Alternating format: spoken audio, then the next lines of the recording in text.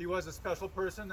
She's special to me, of course, because she was my mom, but I think she was special as a person. She's very unique and such a patient and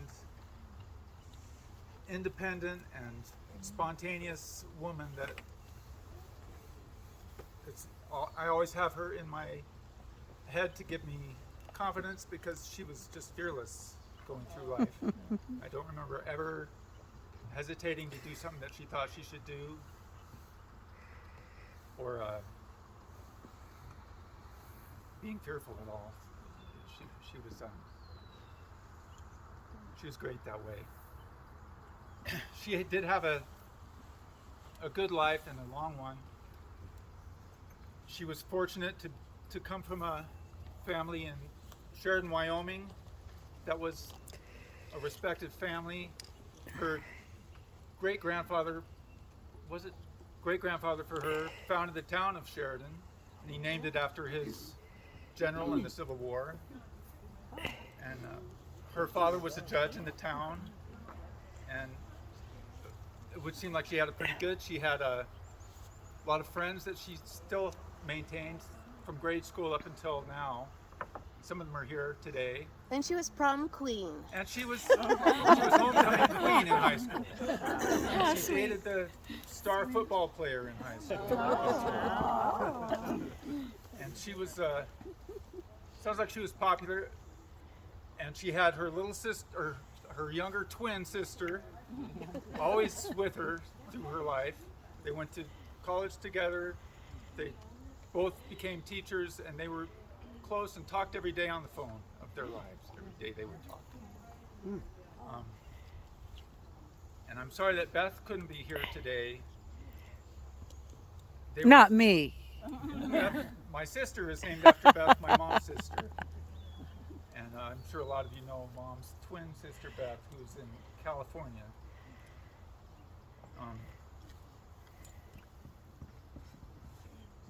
I thought I would say that although my mom had a great life and she had a happy childhood, she also had hardships in her life.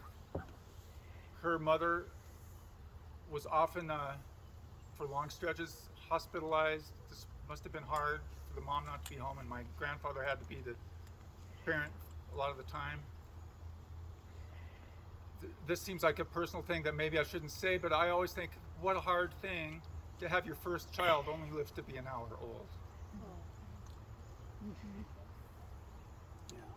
Also a hard thing to have to go through a couple divorces. I mean, not everything was easy for her. But she never was a complainer. I never knew that she needed to have her hips replaced until it was already done.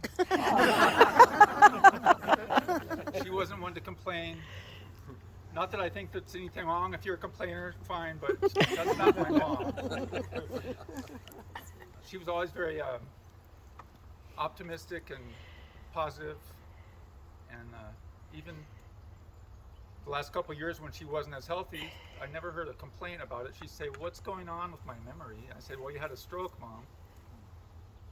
Okay, she'd accept that and just, what a beautiful day it is. She always enjoyed the view out her window, and she's always loved living in this neighborhood, which she's been in for, we were talking about, it's been almost 50 years, I think. She came here, I was in high school, and she and her husband came and bought the empty lot, and we built that house. I didn't do much, but they said, "Brad, you're gonna have to help today. Put up some drywall," and I would sulk a little bit and, come along and carry the drywall or whatever. So she really loved this neighborhood, and I appreciate all the people here who helped her stay here, even when the advice from some was, you better put her in a home. She was always clear she did not want to be anywhere but in her home here. So thank you to everyone that helped her do that. People were bringing her meals and making sure she was doing well. And we love that worked. And what I want to do now is let anyone who has memories to share. I mean, maybe I should have some more stories to tell, but we can tell them one-on-one, which has been happening. But if anyone wants to talk to the crowd with a story, that would be fun to hear.